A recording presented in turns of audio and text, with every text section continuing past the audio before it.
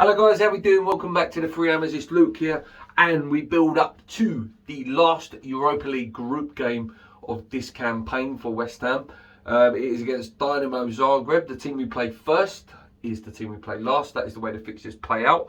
Last time we played them, the first time we've ever played them, we beat them 2-0. A fantastic start to our campaign that has, led us on so well through this journey and put us into first, guaranteed first, whatever happens now. It's put us in a position now that we can have a bit of fun, really, with the game. We can try out some new players, and I expect us to do that. Let's look at them first, though. We all know they like to play the 4-4-1 formation, which they played against us last time. We know about Orsic, who's a really good player. They've got no injuries at the moment of any major concern, not that I know their team that well.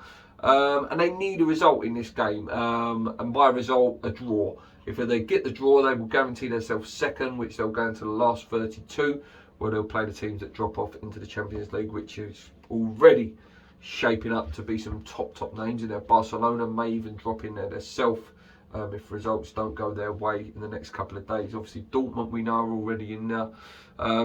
Big teams in there, some huge teams, and I'm really looking forward to the draw as and when it comes.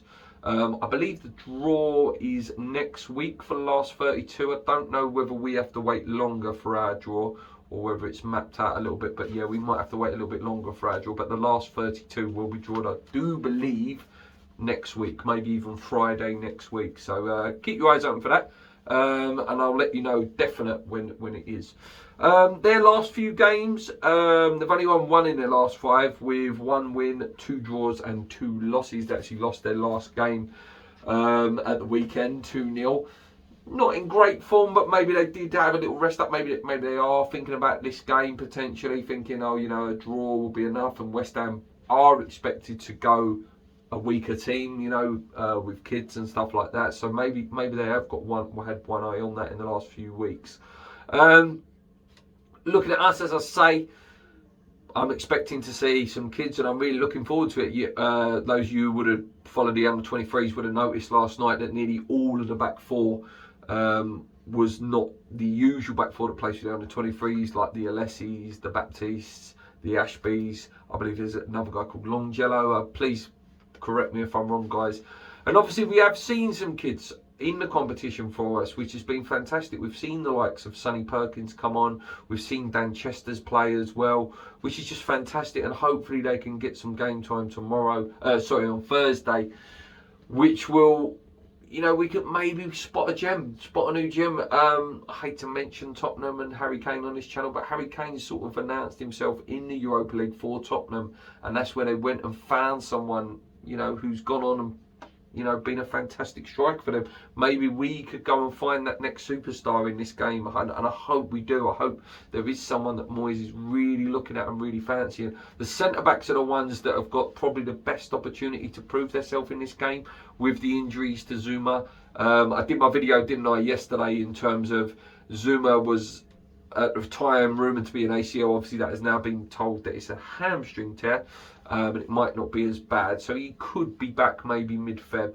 But again, in January I would still invest it in a centre-back, just to get us through that stage. And then when we're ready to go in the Europa League again in, I believe it's end of Feb, maybe early March, we'll have people like Zuma back, and maybe an Ake or a Tarkowski or a Nate Phillips to play with him, which just gives us that squad depth. But yeah, so the Alessis and the Baptistes have a real opportunity now to show David Moyes what they can do against a real, decent side.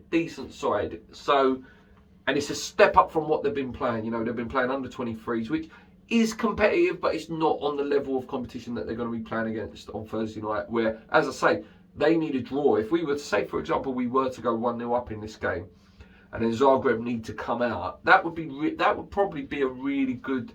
I'd like to see that. I'd like to see us go 1-0 up and then Zagreb come out and go at us, so that these players are being tested. In terms of other players, I've made a few notes here. Noble probably will play, and it'd be good to see him playing with the kids, as that leader and that role model for them. Crow as well. Give him some minutes, get him in there, see him. Vlasic, obviously, you would expect to start. Is Fredericks fit? I'm not sure whether Fredericks is fit or not, but I would like to see him play as well. But then that means that Ashby would have played. So I don't know. It's just I like Fredericks, and whenever he's played, he's done well, Fredericks. So but it'd be a shame, for him to not get some minutes.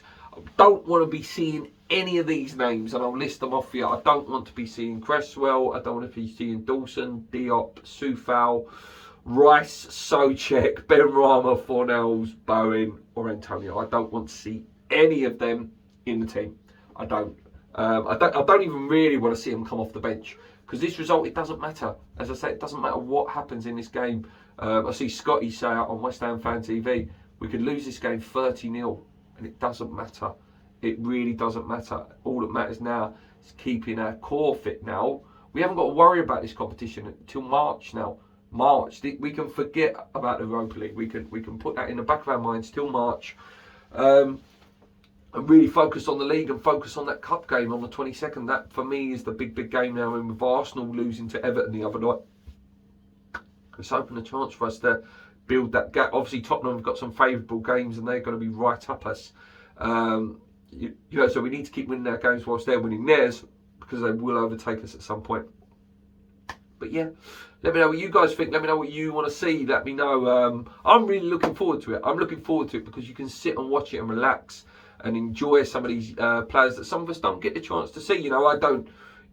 I follow them on Twitter, the under-23s, and see how the results are going. But I wouldn't say, I haven't sat and watched an under-23s game. I haven't seen a lot of these players. And it would be nice to see them, It's always good to see the young players. I used to, when I was younger, I used to go over there quite a lot with the old bowling ground, and obviously watch like Carrick's and Coles and that famous night, when they beat Coventry 6-0. It was great times, and hopefully it has that sort of feel again on Thursday night, and the fans will get behind them and give them a good time. Anyway, guys, I'm going to leave it there. Thank you so much for watching. As always, brilliant views at the moment, brilliant comments, brilliant like rate. Yeah, till next time, come on, you words, keep believing. Let's go.